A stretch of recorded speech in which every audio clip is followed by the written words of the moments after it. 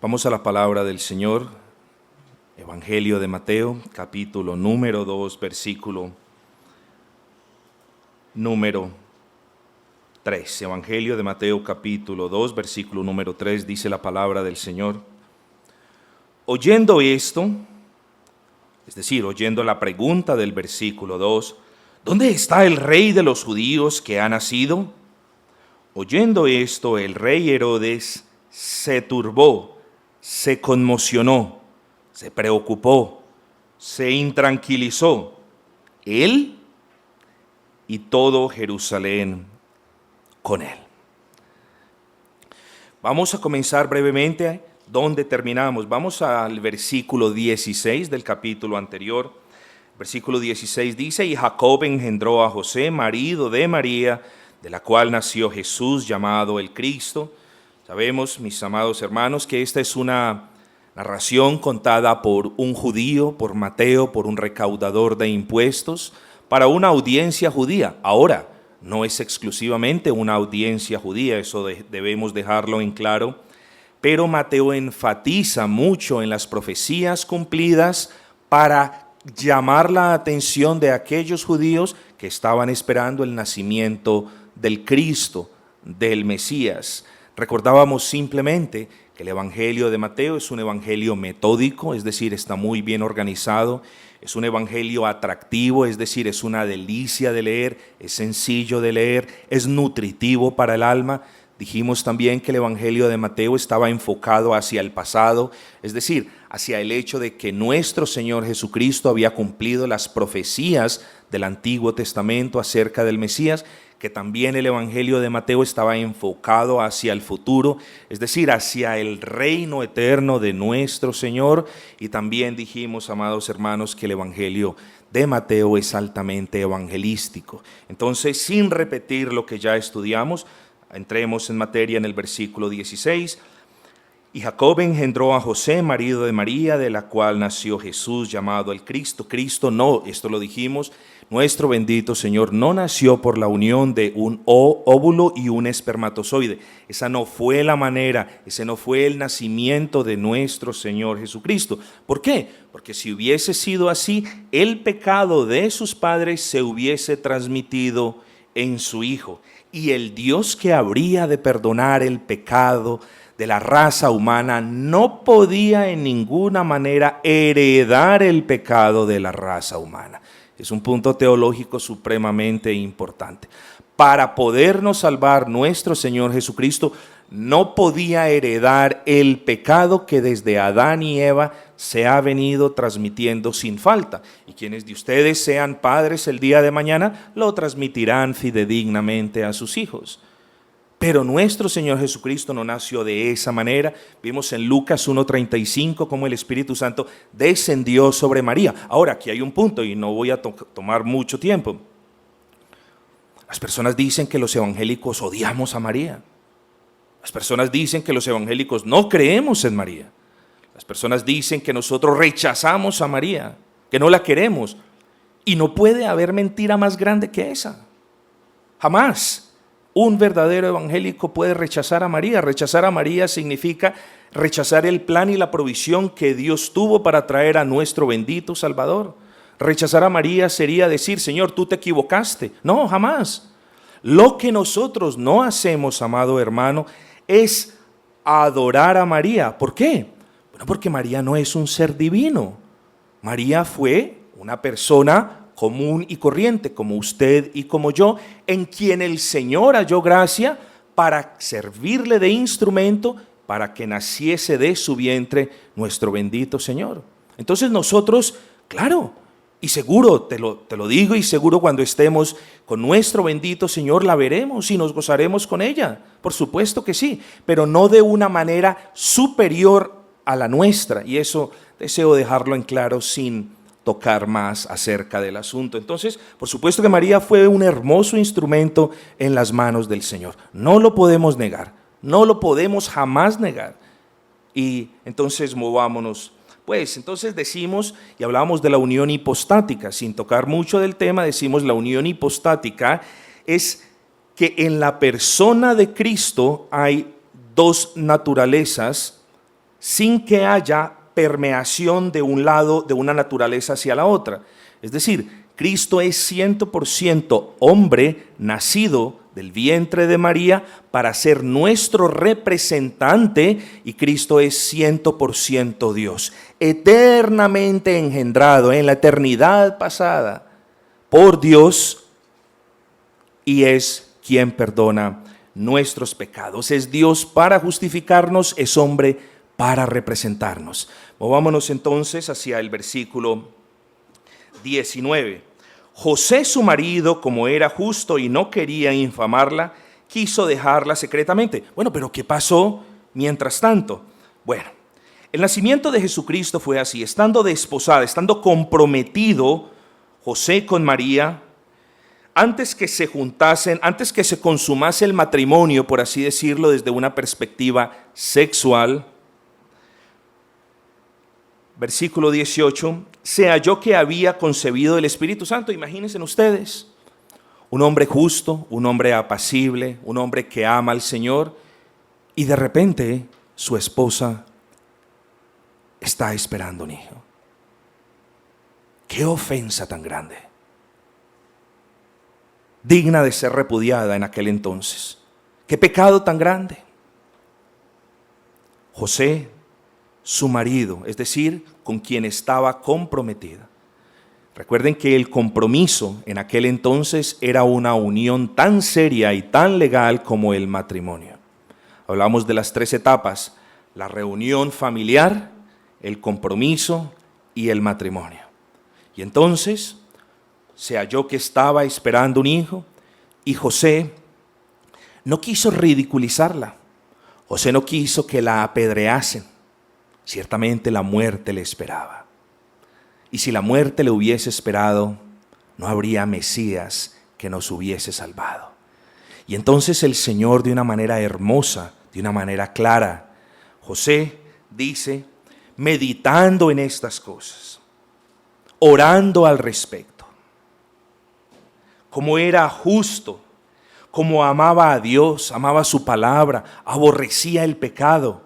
Como él era así, de todas maneras no quiso ridiculizar a María, no quiso que María fuese apedreada por adulterio, más bien quiso tomar una actitud humilde y dijo, la voy a dejar en secreto, la voy a abandonar, y tengo el derecho, en aquel entonces estaba el derecho de pedir carta de divorcio sin dar explicación alguna. Y José dijo, voy a hacer eso. Fíjense ustedes, el orgullo del hombre lo dejó a un lado. Amaba al Señor, por supuesto que sí, amaba a María, pero no quiso hacer un ejemplo público de ella. Pero dijo, la voy a dejar. Prefirió a Dios de todas maneras antes que a María, por lo que dijo, la voy a dejar secretamente. Amigos, si estando en oración, dice el versículo 20, y pensando él en esto, ¿cuántos de nosotros no tenemos un problema y nos aceleramos a obrar? ¿Cuántos de nosotros no tenemos una dificultad y, mejor dicho, alguien nos tiene que poner el freno, porque si no nos desbocamos a tomar una decisión de la cual más adelante nos vamos a arrepentir? ¿Cuántos de nosotros no nos vemos frente a una situación y ni siquiera oramos, ni siquiera pensamos al respecto? Simplemente vamos y hacemos lo que creemos que es correcto. Pero qué hermosa explicación en el versículo 21, qué hermoso ejemplo José nos da. Y pensando él en esto, y orando él al respecto, José tuvo el deseo de hacer algo aparentemente bueno. Dijo, bueno, yo la voy a dejar, que no le va a pasar nada, pero de todas maneras la voy a dejar. Técnicamente hablando, José estaba haciendo lo que era correcto, fíjense ustedes.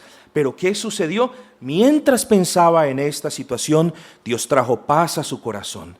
¿Qué puede aprender usted de esto? Bueno, José no se dejó llevar por los impulsos. A mí me gustaría preguntarle a cada uno de ustedes si ustedes se dejan llevar por sus impulsos, por lo primero que creen, por lo primero que desean, por lo primero que ven que es correcto, eso hacen y se saltan el paso de preguntarle a Dios si eso quiere que usted haga. A mí me gustaría preguntarle a usted si usted se siente mejor haciendo lo que usted cree o si tiene la gracia para esperar y pensar y orar y meditar al respecto. Bueno, fíjense ustedes lo que pasó. Dice el versículo: mientras José meditaba, pensaba, oraba en esto, mientras buscaba la guía del Señor, mientras buscaba que el Señor le indicase el camino a seguir, sucedió algo. Obtuvo respuesta del Señor. Ahora, aquí hay algo muy importante que aprender, y yo se los digo en humildad. Aquí hay un aspecto doctrinal y hay un aspecto devocional que aprender en esta respuesta.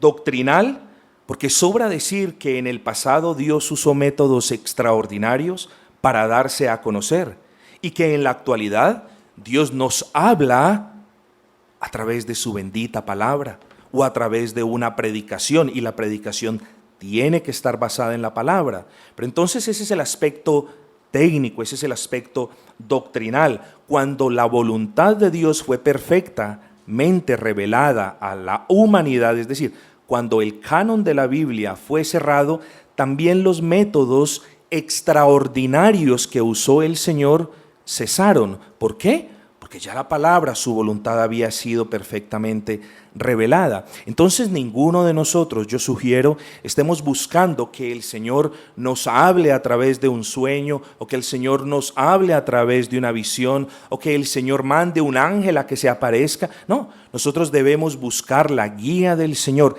en oración y a través de su bendita palabra. Ninguno de nosotros debe estar esperando que un ángel se aparezca. Entonces, mis amados hermanos, ese es el punto doctrinal. Las revelaciones, los sueños cesaron. Pero ¿cuál es el aspecto devocional que podemos aprender? Bueno, usted debe pedir guía de Dios en todo momento, en todo momento. Ahora, no exageremos y no digamos, tengo que pedir guía de Dios hasta que en qué tipo de cepillo de dientes yo compro. O sea, ¿hasta allá? Por supuesto que no. Nosotros tenemos cosas más importantes que hacer. Pero hay situaciones en las cuales nosotros debemos pedir consejo, como por ejemplo, ¿me voy de esta ciudad? Quizás hay varias personas o quizás hay jóvenes que algún día deseen ir a Estados Unidos o a vivir a Inglaterra o qué sé yo. Son decisiones que deben pasar por el colador de la oración y de la meditación. ¿Qué otro tipo de decisión? Por ejemplo, ¿me voy a ir de la iglesia para una que queda más cerquita de casa? Bueno, es que la iglesia local no es la iglesia que quede en la esquina de su casa. La iglesia local, la congregación local, es la iglesia de carácter bíblico que haya en su ciudad y que rellene, por decir algo, que cumpla todos los requisitos estipulados por la palabra. Entonces, queridos amigos y hermanos, nosotros debemos buscar el consejo de Dios. Nosotros no somos unas criaturas independientes de Dios. Nosotros debemos buscar a nuestro Padre. Cuando tú como hijo le has pedido a tu Padre que te enseñe a hacer algo, ¿acaso tu Padre te ha respondido con una pela? ¿Acaso tu Padre te ha gritado y te ha enviado fuera? ¿Acaso te ha tocado aprender las cosas por ti mismo? No. Tu Padre te ha enseñado y tu Padre te ha guiado y tu Padre ha invertido tiempo y te ha dado su paciencia y su cariño mostrándote cómo hacer las diferentes cosas. ¿Cómo no nosotros decimos que necesitamos del consejo de Dios? ¿A qué universidad voy? Es necesario orar también, amados hermanos. Voy a comprar una casa, voy a hacer esta obra. Tenemos que nosotros buscar la guía y la sabiduría del Señor. Y en este ejemplo de José nosotros ciertamente la encontramos, amados hermanos. Él es nuestro Padre, su deber es guiarnos y Él, Dios omnipotente, nos va a guiar si se lo pedimos, amados hermanos. Pedirle consejo, pedirle guía, pedirle dirección a nuestro Dios denota dos cosas. Denota humildad y denota fe.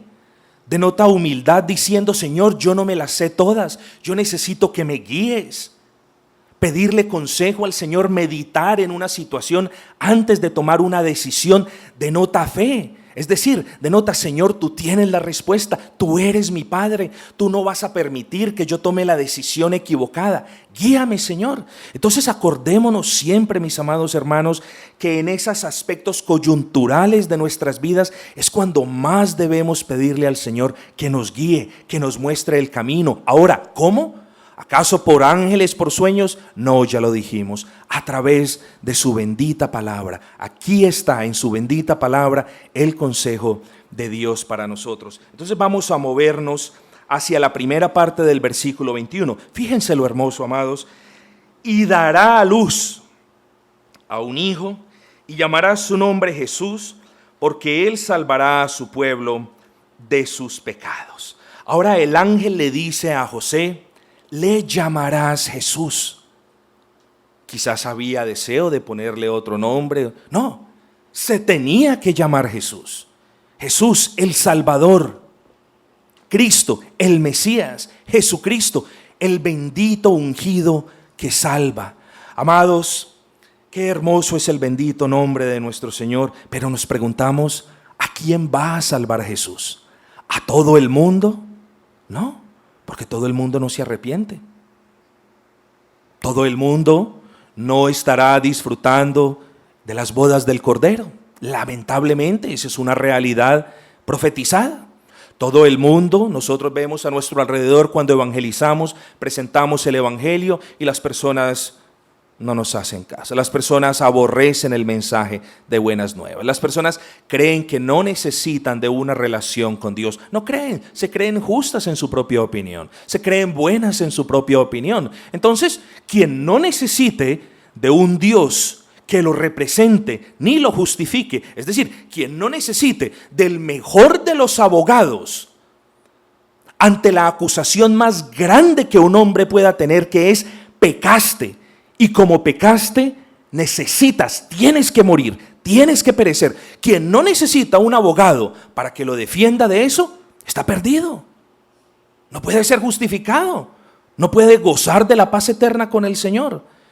Pero ese es el bendito nombre de Jesucristo, el ungido, el Mesías, el prometido Salvador.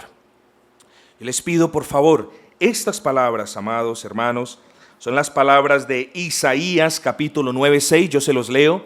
Porque un niño nos es nacido, hijo nos es dado, el principado sobre su hombro, y se llamará su nombre admirable, consejero, Dios fuerte, Padre eterno, príncipe de paz. Ese es el nombre de Jesucristo, ¿saben?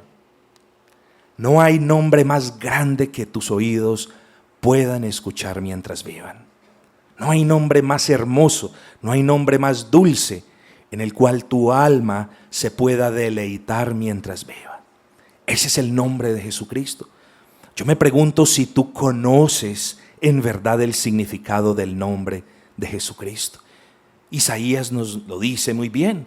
Isaías nos dice quién es Jesucristo. Nos dice que Jesucristo es admirable. Nuestro Dios es maravilloso. La gracia de Dios en Cristo es mayor que cualquier otra cosa o cualquier otra persona que nosotros podamos ver. Es admirable, ha hecho obras grandes, maravillosas, hermanos. O si no, mírate a ti mismo, cómo te ha cambiado. Quizás eras un ladrón y ahora no robas, ahora trabajas y le das a los demás. Quizás te gustaban las porquerías en el internet o en la televisión y ahora no lo haces. Quizás eras un mentiroso y un egoísta y ahora no lo eres, eres lo opuesto. Ahora te gusta servir a los demás, ahora tú amas la verdad. Quizás eras una persona que le gustaba las porquerías y el trago, las drogas, y ahora no eres. Entonces mírate a ti mismo. Es un Dios admirable, admirable porque ha hecho con quienes creen en Él una obra grande. ¿Quién más puede hacer una obra como la que hizo Cristo en tu corazón? Dímelo. Yo lo quiero conocer. Yo quiero ir hacia donde quien cambió tu corazón. No lo hay. Ese es el nombre de Cristo. Consejero. Ese es el nombre de Cristo. Él es nuestro consejero. Él es el verbo, escúchenme en esto.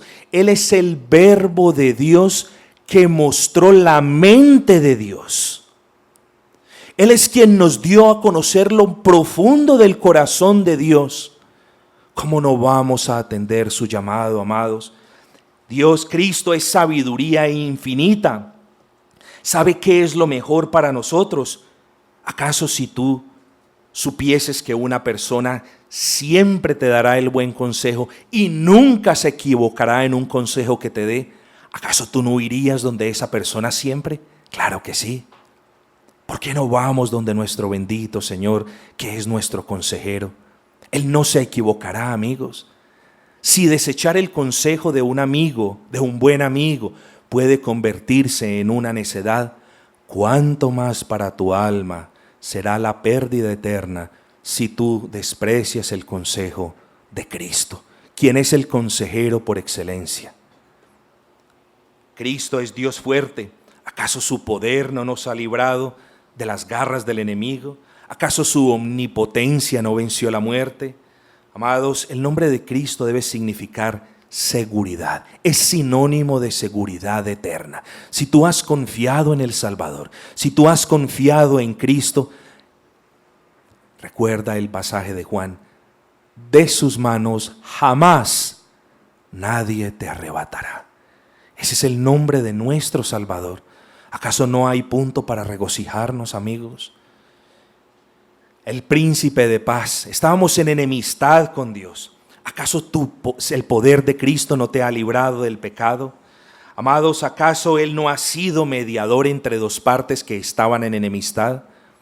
¿Acaso tu vida pasada, o quizás la vida presente de alguno de ustedes, yo no lo sé, pero acaso antes de venir al Señor Jesucristo no estabas en total oposición a Él, no estabas en guerra contra Él, hacías lo que a Dios le desagradaba, le insultabas día a día? ¿Acaso ese no es el caso de las personas que aún no han venido a Cristo? ¿Y quién es Cristo?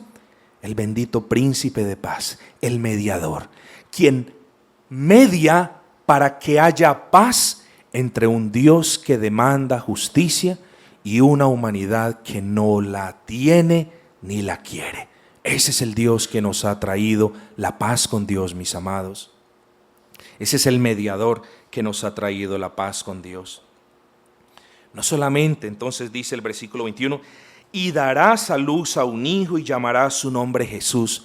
No solamente ahora nos hemos deleitado en el nombre de Jesús, sino que ahora yo les pido que nos deleitemos en su obra. Y es muy importante cuando pensemos en la persona de Jesucristo, es muy importante que siempre meditemos en lo que Él es y en lo que Él hizo. Siempre. No podemos separar la persona de Cristo con la obra de Cristo. Es un punto devocional muy hermoso, es un punto devocional muy profundo, y yo les quiero insistir y les quiero rogar, entonces, para que siempre que oremos, para que siempre que meditemos en el nombre de Cristo, siempre unamos la persona de Cristo, lo que significa Cristo y lo que hizo Cristo. Entonces ya vimos el nombre, pero ¿qué hizo Cristo? Segunda parte del versículo 21. Porque Él, nadie más, porque Cristo y solo Cristo, porque Él salvará a su pueblo, no a todo el mundo, no a toda la nación judía, no, Él salvará a su pueblo de sus pecados.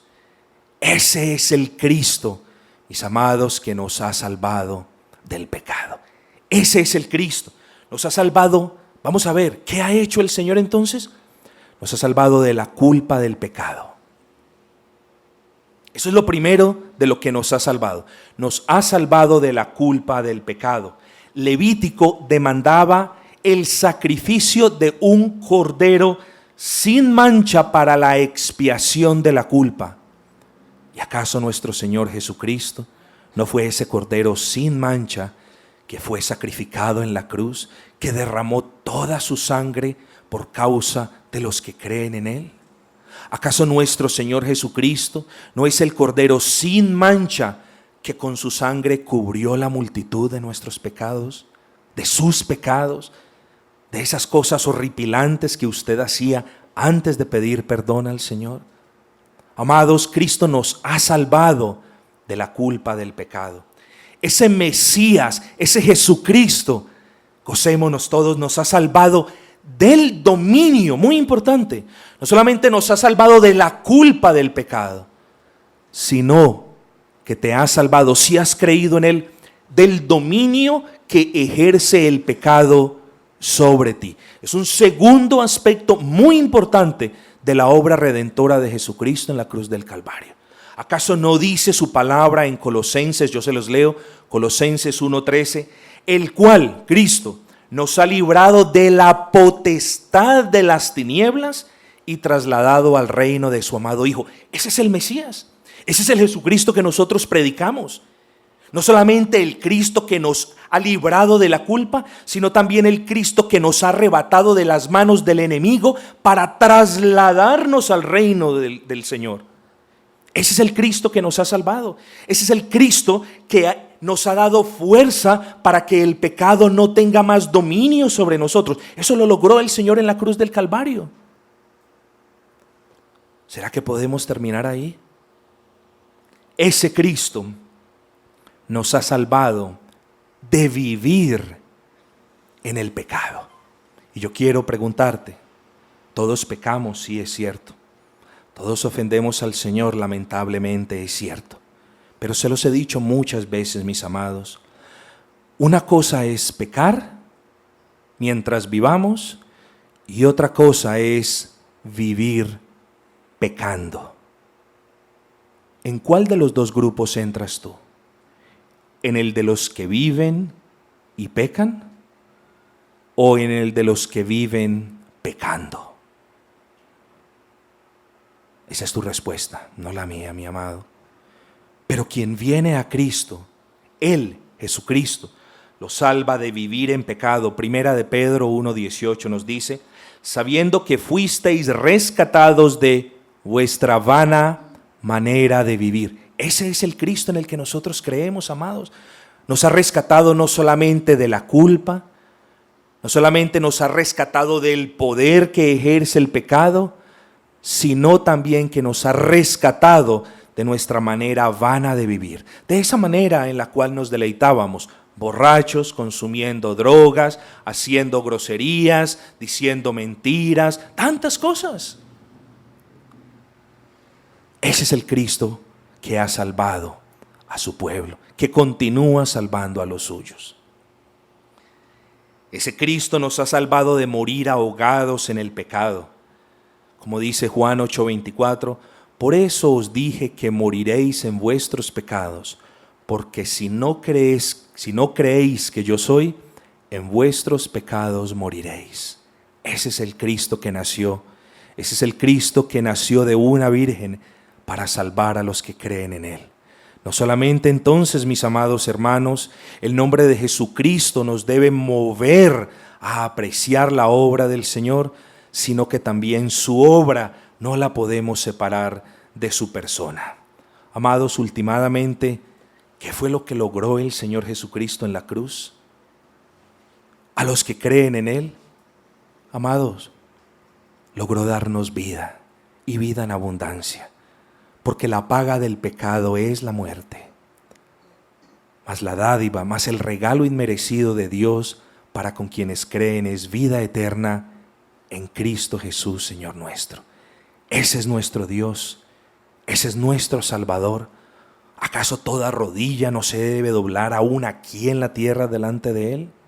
¿Acaso toda boca no debe confesar el nombre de quien nos ha salvado a diestra y a siniestra? ¿Acaso no le debemos obediencia al Verbo Santo? Amados, por supuesto, yo los llamo a que ustedes consideren cómo está su relación con Cristo. Porque puede fácilmente esa relación convertirse en una religiosidad fariseica de la cual vamos a hablar en un momento. Y muchas personas pueden caer en ese peligro de la religiosidad fariseica sin darse cuenta. Vienen a las iglesias semana tras semana. Se levantan, se sientan, cantan sus himnos, escuchan la palabra, pero viven como fariseos allí afuera. Amados, quiera el Señor librarnos de que alguno de nosotros caiga en ese estilo de vida. Un estilo de vida impío por dentro y justo por fuera. Tal cual fueron descritos los fariseos en aquel entonces: sepulcros blanqueados. Cuidado, hermanos, porque si nuestra relación con Cristo no está fundamentada en nuestro amor por Él, es decir, en la obediencia que tengamos de su palabra, nuestro amor es vano. Como dice la palabra, este pueblo de labios me honra, pero su corazón está lejos de mí.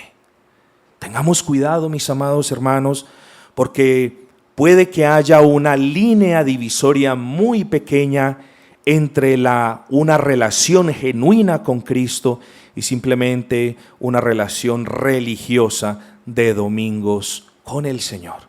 Tengamos cuidado, mis amados. Vamos a continuar entonces. Lamentablemente el tiempo ha corrido y creo que me va a tocar refrasear lo que les dije la semana pasada. Les prometí que nos íbamos a tardar por lo menos 8 meses. Creo que nos vamos a tomar por lo menos un año, pero esperemos, vamos a ver cómo se desarrolla. Pero no podemos dar prisa con aspectos tan importantes como es el significado del nombre de Cristo, qué representa el nombre de Cristo y sobre todo la bendita obra redentora en el Calvario. Estamos empezando por los aspectos básicos de nuestra fe cristiana también aquí, mis amados hermanos. Vamos al capítulo número 2. Cuando Jesús nació en Belén, claro, estaba profetizado. Cuando Jesús nació en Belén de Judea, en días del rey Herodes, vinieron del oriente a Jerusalén unos magos. Aquí vemos 2 personajes. Yo les pido que tengan aquí cuidado. Vemos 2 personajes, Herodes, y vemos a los magos. Los magos no hacían brujería, los magos no hacían hechicería, no son los magos, la palabra realmente mejor traducida sería los hombres sabios, no los magos que hacían magia, como nos enseñaron. Tampoco eran 3 magos. No los podemos deducir que eran 3, ni tampoco podemos decir que se llamaban ni Melchor, ni Gaspar, ni Baltasar. No podemos. No hay evidencia bíblica al respecto, no la hay. Ah, que sí la hay. ¿Por qué? Bueno, porque le trajeron incienso, mirra y oro. Eso no significa de que fuesen 3 únicamente. Entonces, mis amados hermanos, de los magos no especulemos nada más, simplemente digamos que estas personas eran sabios que venían de Oriente. Eso lo podemos deducir porque la estrella venía de Oriente. Y ahora estos hombres llegaron a Jerusalén e hicieron una pregunta. Versículo 2. ¿Dónde está el rey de los judíos? Amados, esta pregunta trastornó al rey.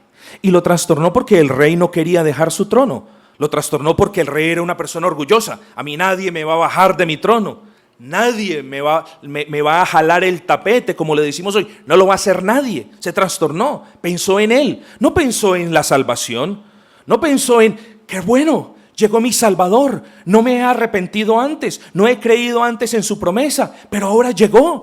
Me voy a humillar delante de él. Le voy a pedir perdón a él. No, así no reaccionó. Yo me maravillo y pregunto, ¿cuántos de ustedes quizás sean así?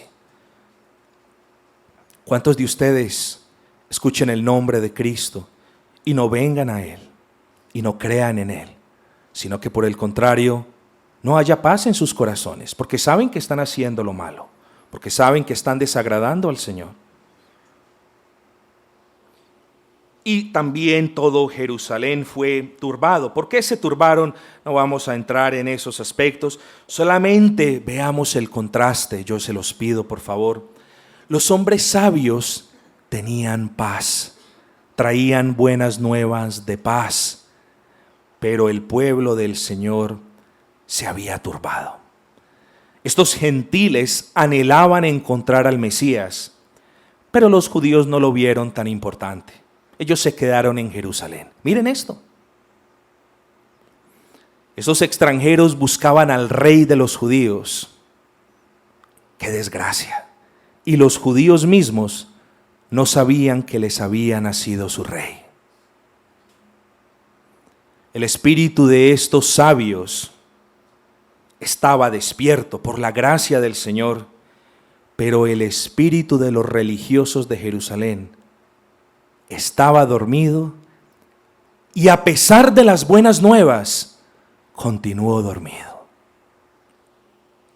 Si Dios no hace la obra en tu corazón, no hay chance alguno de que yo viva con Él eternamente, ni de que me goce con Él para siempre.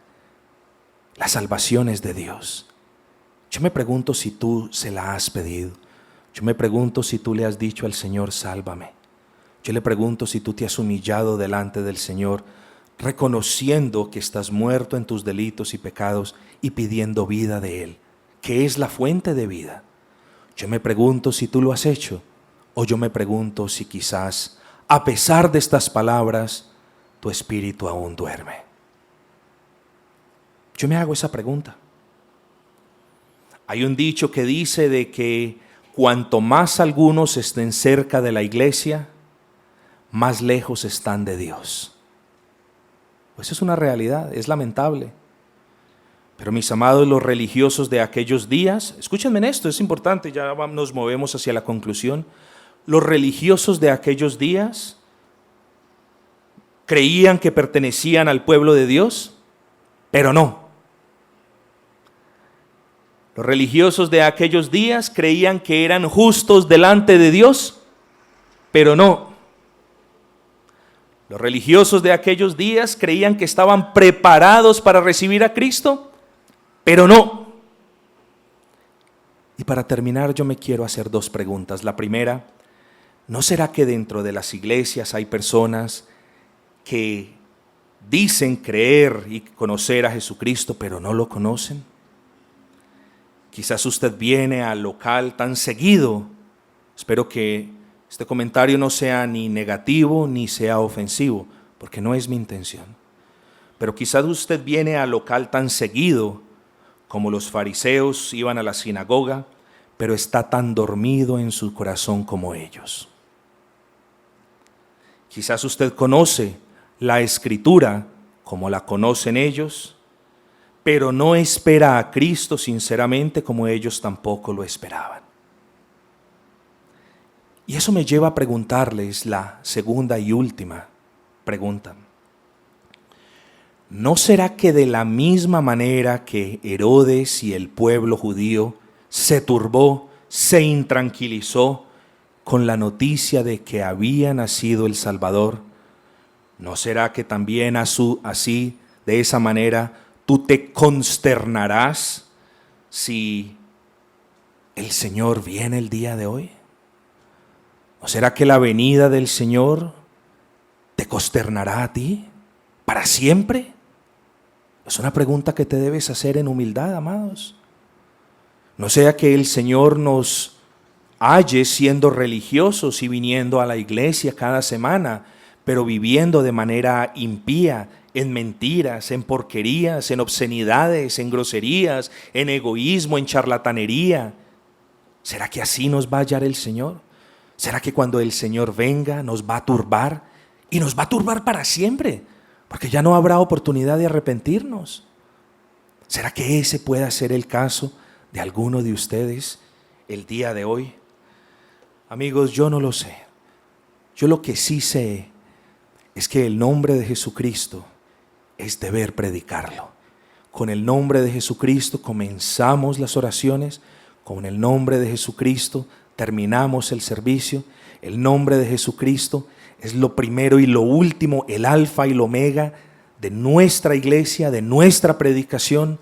Por lo tanto, hermanos, mi deber es exaltar el nombre de Cristo y presentárselos a ustedes. Si ustedes dicen, id y ved al Mesías y avisadme cuando lo encontréis. Si ustedes dicen, yo mejor me quedo donde estoy, yo no voy a Cristo, yo aquí estoy bien, pues es su decisión. Mi deber es presentarlo, mi deber es exaltar el nombre de Cristo y recordarles, mis amados amigos y hermanos, que sin Cristo no hay salvación. Sin Cristo no hay paz con Dios. Sin Cristo no hay tranquilidad ni gozo en el corazón. Sin Cristo no hay llenura de gozo, de satisfacción, de justicia. Tu vida sin Cristo es media. Puede que te realices como persona, puede que te realices como profesional, puede que seas el mejor en tu carrera, puede que alguno de ustedes sea el mejor en su oficio, pero sin Cristo su vida es una miseria.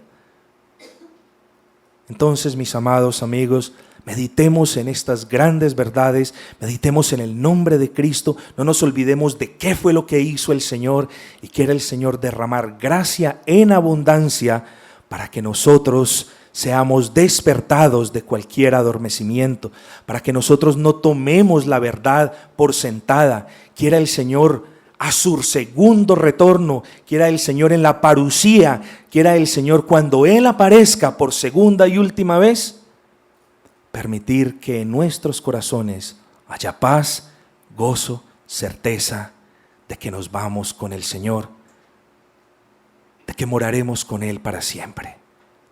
Pero si tú rechazas al Señor,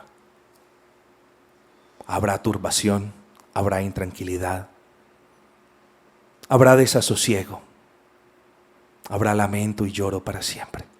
Pídele al Señor que te salve. Pídele a Cristo que sea tu Señor.